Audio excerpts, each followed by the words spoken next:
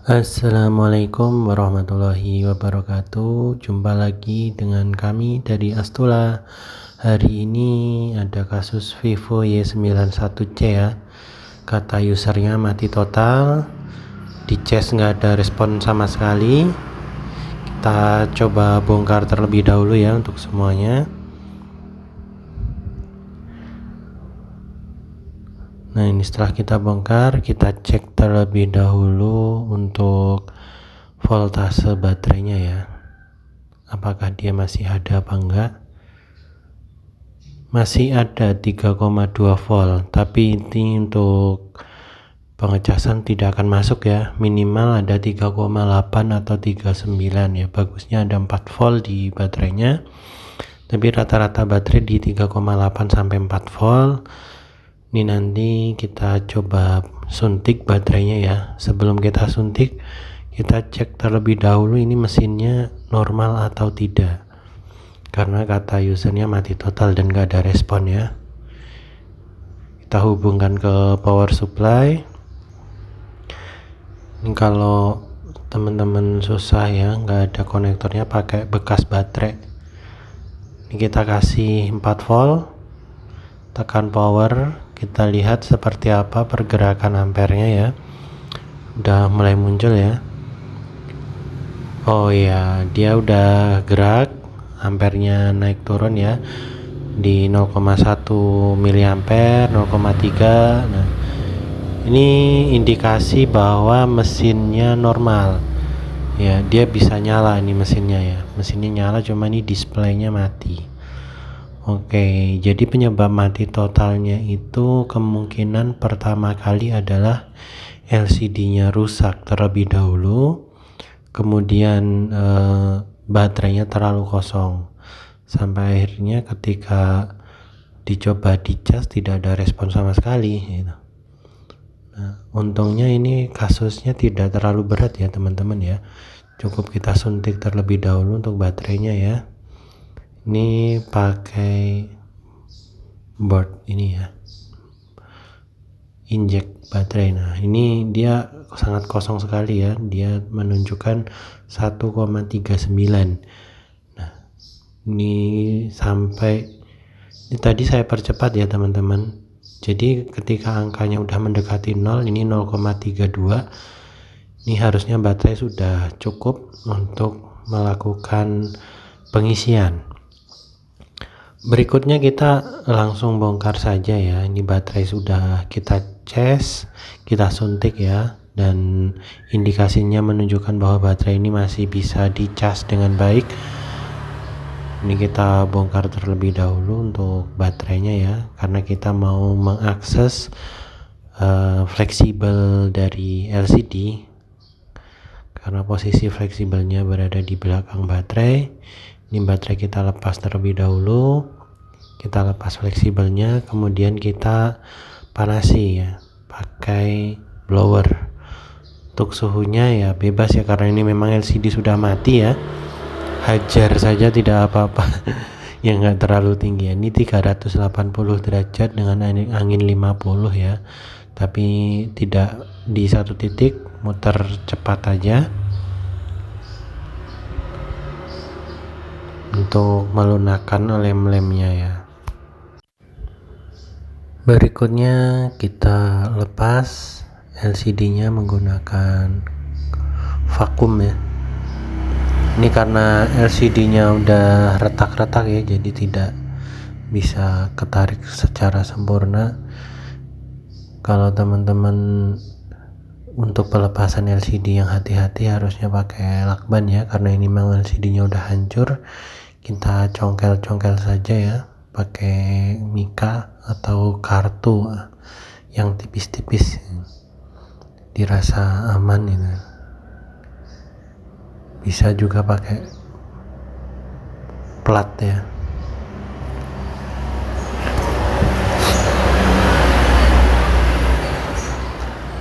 Tapi harus hati-hati ya teman-teman ya, karena di bagian atas itu dia ada sensor ya, proximity ya.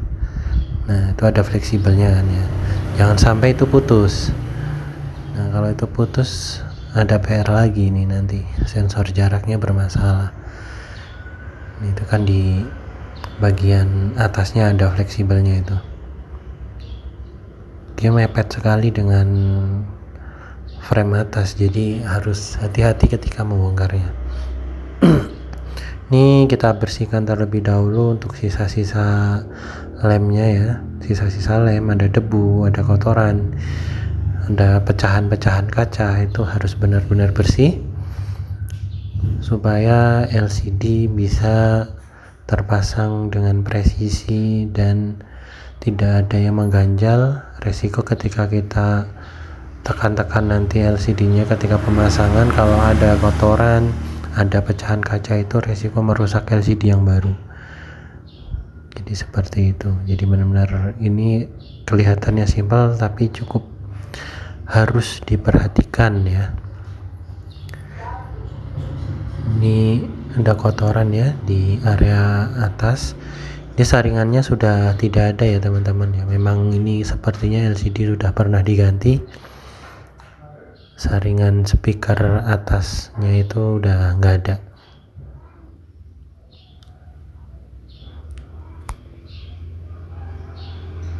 Ini kita bersihkan juga bekas lem-lem ya. Ini kemungkinan juga dari teknisi sebelumnya diberi lem tambahan ya untuk sisi frame ini.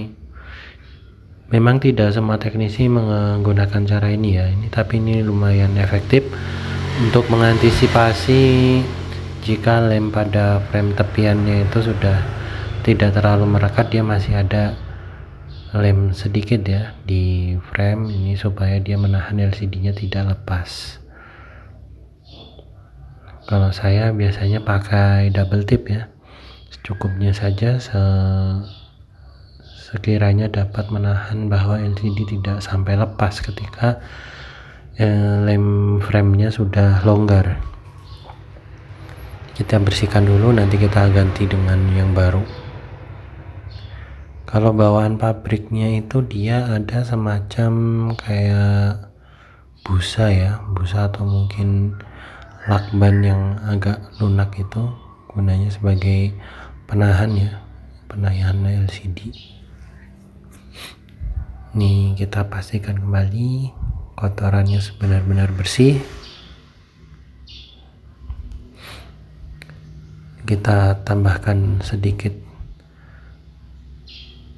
di bagian bawah ya, lakban anti panas. Bisa juga pakai lakban kertas ataupun lakban plastik, bebas ya. Yang penting fungsinya untuk menjaga komponen-komponen pada LCD yang baru itu tidak ada yang ngeground ke frame ya. Ini bisa dilakukan, bisa enggak ya, bebas. Cuma karena saya lebih mengantisipasi ya, karena kita nggak tahu nih LCD yang baru itu sebenarnya kualitasnya benar-benar bagus apa enggak. Namanya juga spare part gantian, itu kita nggak bisa menjamin 100% dia berfungsi dengan normal.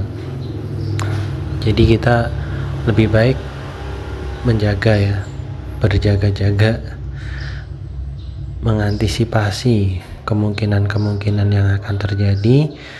Makanya ini saya beri tambahan untuk melindungi komponen-komponen dari LCD yang baru nanti supaya tidak ngeground ke frame. Kalau ngeground biasanya dia akan ghost out ya, ghost out, layarnya sentuh-sentuh sendiri, atau mungkin juga bisa jadi flicker juga. Nah jadi macam-macam. Tapi ghost out atau flicker sendiri juga bisa diakibatkan ketika fleksibel LCD-nya itu terkena lem. Nah ini saya tambahkan double tip. Ini lumayan kuat dan lumayan gampang dilepas ya nanti ketika memang suatu saat kondisinya LCD yang saya pasang ini perlu dibongkar. Ini lumayan gampang dilepas juga. Secukupnya saja ya, sisi kanan kirinya. Nah, ini LCD yang baru kita siapkan, dia sudah ada double tipnya, kita lepas saja, kita presisikan, luruskan ya, jangan sampai nggak lurus ya teman-teman, karena nanti efeknya bisa fleksibel itu terlipat kalau tidak lurus. Dan ini saya tambahkan juga di LCD yang baru untuk lakbannya ya, isolasi anti panasnya ini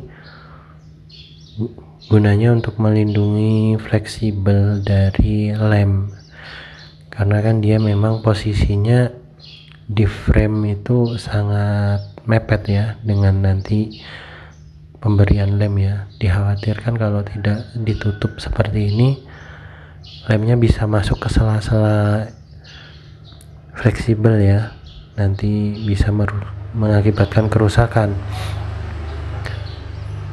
Ya sepertinya pemasangan LCD ini kalau orang lihat ini gampang ya, cuma tinggal pasang, tinggal copot lem, tapi beberapa hal itu perlu diperhatikan. Meskipun teman-teman di sini dia melaksanakan pemasangan LCD sendiri ya, perlu diperhatikan lebih lanjut apa yang saya sampaikan tadi, yaitu untuk mengurangi resiko ya, daripada teman-teman sudah beli LCD online gitu ya, kemudian dipasang sendiri malah nggak berfungsi, kan sayang uangnya tidak termanfaatkan dengan baik kan itu. Dan yang pasti untuk lemnya sendiri jangan asal pakai lem, jangan pakai ibaratnya apa ya, lem besi atau malah lem G, lem Korea, atau mungkin lem Fox ya. Lem-lem tersebut bukan diperuntukkan untuk pemasangan LCD HP ya. Memang iya bisa menempel dengan baik, cuma itu nanti lama kelamaan karena dia sifatnya korosif ya, keras ya. Pertama, nanti kerusakan bisa dialami oleh LCD-nya sendiri. Yang kedua, frame-nya akan kalah, frame-nya lama-lama akan keropos ya. Dan ketika proses suatu saat LCD-nya bermasalah, proses pelepasannya akan sangat susah sekali. Jadi kalau memang teman-teman mau pasang LCD sendiri ya silakan beli lem yang memang khusus untuk LCD gitu. Kemudian ini sudah ya, kita aplikasikan LCD-nya, kita bersihkan sisa-sisa lemnya. Berikutnya tinggal kita jepit ya, bisa dijepit, bisa pakai karet ataupun yang lainnya ya, atau lakban atau double tip enggak, lakban lakban plastik isolasi itu juga bisa. Ini saya pakai penjepit aja supaya gampang ya, masangnya tinggal jepit, lepasnya tinggal buka jepitannya aja, jadi nggak terlalu repot. Untuk proses pengeringannya kurang lebih 2-3 jam ya, untuk benar-benar memastikan bahwa lem ini sudah benar-benar kering.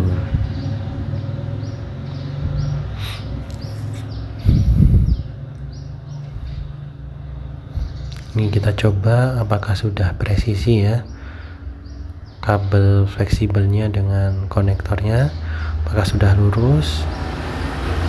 Oke, ini sudah lurus. Kita tambahkan double tip di bawahnya ya, supaya dia tidak lepas-lepas dari framenya ya. Atau mungkin nanti ketika pengangkatan baterai, fleksibelnya takutnya ikut ke congkel karena dia posisinya di pinggir sekali ya. Ini kita kasih double tip.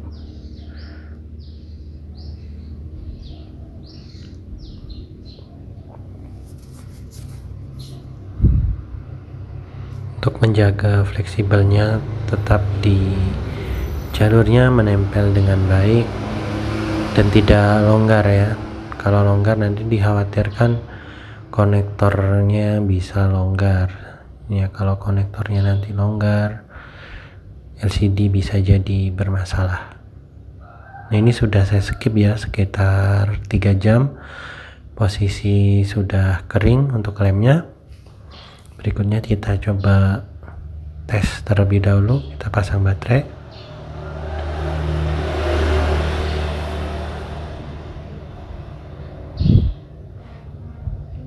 Sekalian aja ya kita rakit nih, karena ya yakin nih LCD-nya normal ya, karena memang sebelumnya sudah saya tes fungsi LCD-nya normal.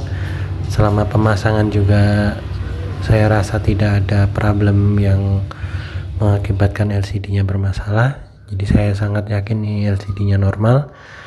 Jadi saya rakit secara keseluruhan saja. Nah, jika pemasangan LCD ini ada masalah ya, mungkin masih longgar atau baterainya memang sudah nggak rapat lagi ya konektornya, di frame yang tadi itu teman-teman tambahkan double tip ya, gunanya untuk menekan konektor baterai, konektor LCD, konektor UI, kabel atas ke bawah itu juga tambahkan double tip yang hijau ya, yang ada busanya dikit itu, supaya lebih kuat ngikatnya. Nah, ini udah kita coba nyalakan. Kita tunggu terlebih dahulu ya. Sambil nunggu kita tambahkan tempered glass ya. Jadi kalau servis di tempat saya untuk penggantian LCD sudah include dengan tempered glass. Oke. Ini sudah.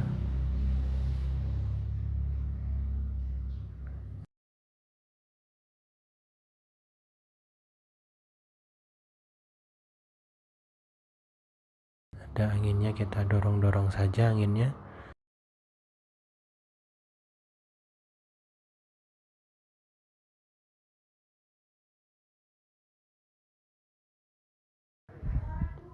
Sip, sudah bersih. Kita tes untuk fungsinya. Alhamdulillah ini sudah oke. Ini nyala normal ya untuk LCD-nya. Mungkin itu saja yang dapat saya sampaikan. Ada kurang lebihnya mohon maaf dari teman-teman semua. Jika video ini bermanfaat, bisa di like, share, komen, dan tentunya subscribe ya. Thank you. Selamat siang. Wassalamualaikum warahmatullahi wabarakatuh.